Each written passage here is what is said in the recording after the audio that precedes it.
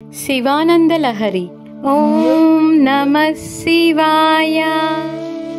ప్రాపుణ్యాచల మార్గదర్శిత సుధామూర్తి ప్రసన్న శివ సోమ సద్గణ సేవితో మృగధర పూర్ణస్తమో మోచకః చేతః పుష్కర లక్షితో భవతి చేదానంద పాదో నిధిః ప్రాగల్భ్యేన విజృంభతే సుమనసాం వృత్తిస్తదా జాయతే.